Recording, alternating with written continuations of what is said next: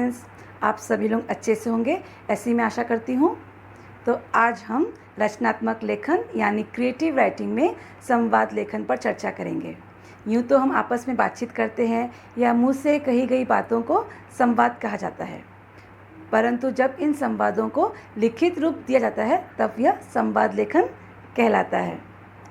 लेकिन इन संवाद लेखनों को लिखने की एक प्रक्रिया है, कुछ नियम हैं, तो हमें उन नियमों का पालन करते हुए संवाद लेखनों को लिखना चाहिए। तो आज इस वीडियो के ज़रिए आप लोग संवाद लेखन को लिखते कैसे हैं तथा यह क्या है इसके बारे में जानेंगे। तो आप लोग अच्छे से शुरू से लेकर अंत तक इस वीडियो को देखिए और समझिए कि संवाद लेखन होता क्या है और लिखते कैसे हैं। वैसे तो आप सब लोग जानते ही हैं कि जब दो व्यक्ति किसी भी विषय पर बातचीत करते हैं तो उस बातचीत को ही संवाद कहते हैं। मनुष्य एक सामाजिक प्राणी है। सामाजिक यानी सोशल। कोई भी व्यक्ति अकेला नहीं रह सकता है, वह सभी के साथ जुड़ा हुआ होता है, इसलिए वह बात किए बिना नहीं रह सकता। संवाद लेखन भी एक कला है। संवाद कुशलता का जीवन में बहुत महत्व है। दो व्यक्तियों के बीच होने वाले बातचीत को जब लिखित रूप दिया जाता है तो उसे संवाद लेखन कहा जाता है। संवाद का मतलब होता है वार्तालाप या सामान्य अर्थ में कहा जाए तो बातचीत। संवाद लेखन की परिभाषा दो या दो से अधिक व्यक्तियों के बीच हुए वार्तालाप या संभाषण को संवाद कहते हैं। इन्हीं संवादों का लिखित रूप संवाद लेखन कहलाता है। संवाद शब्द का अर्थ होता है सम यानी बराबर, वाद यानी बात। जब इन दोनों शब्दों को मिला दिया जाता है तो संवाद बनता है। संवाद लेखन एक शैली है जिसमें लेखक प्रत्येक पात्र को स्वतंत्र रूप से उसके नाम के साथ लिखता है और उसके समक्ष यानी उसके सामने उसके मनोभावों को प्रस्तुत करता है। उदाहरण स्वरूप देखिए, राम एक पात्र है, अनिल भी एक पात्र है। राम के सामने उसके मनोभावों को प्रस्तुत किया गया है। जैसे राम, हमारे देश में इतनी गंदगी क्यों है? अनिल, हम भारत को स्वस्थ रखने पर समुचित ध्यान नहीं देते हैं। राम, मैं एक नागरिक के रूप में क्या कर सकता हूँ? फिर अनिल कहता है, हमें घरेलू कचरे को सड़क के किनारे रखे हुए कचरा पात्रों में डालना चाहिए।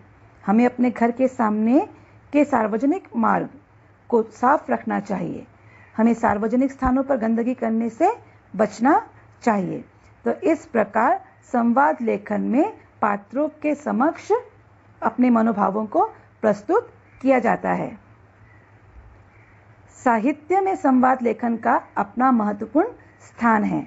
जैसे कहानी, उपन्यास, नाटक तथा एकांकी आदि लगभग सभी में संवाद की उपयोगिता होती है। साथ में फिल्मों एवं धारावाहिकों में भी संवाद का प्रयोग होता है।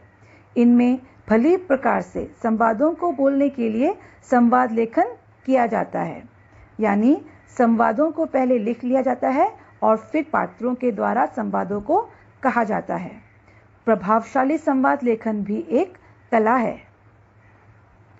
संवाद लेखन लिखते समय निम्नलिखित नियमों को ध्यान में रखना चाहिए। संवाद दिए गए विषय से संबंधित होने चाहिए, अर्थात जो विषय दिया गया है उसी से संबंधित संवादों को कहना चाहिए या लिखना चाहिए। संवाद की भाषा छोटी, सरल, स्पष्ट तथा रोचक होने के साथ आम बोलचाल की होनी चाहिए, अर्थात ज़्यादा कठिन भाषाओं का इस्तेमाल संवाद लेखन में नहीं करना चाहिए। संवादों को पात्रों के अनुकूल लिखे जाने चाहिए। पात्रों के अनुकूल अर्थात पात्र अगर छोटा है, अगर बड़ा है, अगर थोड़ा सा वृद्ध है तो उनके हिसाब से संवादों को लिखा जाना चाहिए। संवाद को रोचक बनाने के लिए हास्य भरी बातों को भी शामिल करना चाहिए। अगर एक नाटक है उसमें रोचकता लाने के लिए कुछ हास्य भरी बातों को भी संवादों में लाना चाहिए। संवादों में क्रमबद्धता व संबंधता होनी चाहिए, यानी संवादों को प्रॉपर ऑर्डर में लिखना चाहिए। हर एक वाक्य एक दूसरे से संबंधित होनी चाहिए। उल्टे सीधे तरीके से संवादों को लिखना नहीं चाहिए। संवादों को लिखते समय उपयुक्त विराम चिन्ह का प्रयोग करना चाहिए। संवाद घटना, परिस्थिति और समय के अनुकूल होना चाहिए। संवाद के लिए पात्रों की उम्र, अवस्था तथा पद आदि का ध्यान रखते हुए संबोधन करना चाहिए। अर्थात पात्रों को संबोधित करते समय पात्रों के उम्र को और अवस्था यानी पोजीशन आदि को ध्यान में रखना चाहिए। फिर संवादों में कहीं भी अप्रिय या अभद्र शब्दों का प्रयोग नहीं करना चाहिए। संवाद लेखन में शब्द सीमा को ध्यान में रखना चाहिए। पात्रों के हाव भाव कोष्ठक में लिखना चाहिए। अर्थात जब कभी भी पात्र संवाद कह रहे हो तो उनके हाव भाव, वो बैठे हैं, खड़े हैं, हंस रहे हैं या गुस्से में हैं, उनके हाव भावों को कोष्ठक में लिखना चाहिए। ऐसा करने से लोगों को अच्छे से समझ में आता है और अच्छे अंक भी प्राप्त होते हैं। अब हम संवाद लेखन के कुछ उदाहरण को पढ़ेंगे। पहला देखिए, पिता और पुत्र के बीच संवाद। पिता: अंकित बेटा, तुम्हारी भाषण प्रतियोगिता कब है? पुत्र: पिताजी, कल होने वाली है। पिता: कहो, मैं तुम्हारी क्या सहायता कर सकता हूँ? पुत्र: पिताजी, मैंने सरदार पटेल पर भाषण लिख तो लिया है, अब उसे रट के थोड़ी देर में आपको सुनाना चाहता हूँ।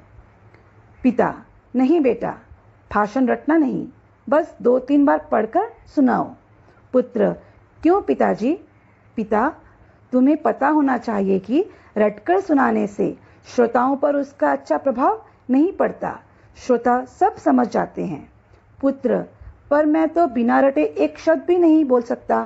पिता: ठीक है, पहले पहल ऐसा ही किया जाता है, किंतु यदि तुम बीच में कोई वाक्य भूल गए तो क्या करोगे? पुत्र: इसके लिए मैं कुछ संकेत लिख कर ले जाऊंगा। पिता: किंतु यदि बीच में कोई श्रोता कुछ पूछ बैठे तो क्या करोगे?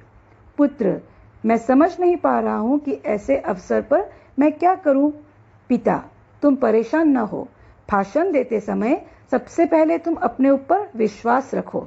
बोलने से हड़बड़ाहट न हो, इसका जरूर ध्यान रखना। बोलने की बातें तुम्हें स्वयं याद आ जाएगी। पुत्र: आपकी इस बात से मेरा मनोबल बढ़ा, मैं आपकी बात याद रखूंगा। इसमें श्रोता शब्द का अर्थ होता है सुनने वाला, जो सुनता है उन्हें श्रोता कहा जाता है। अन्य उदाहरण है अध्यापिका और छात्रा के बीच संवाद।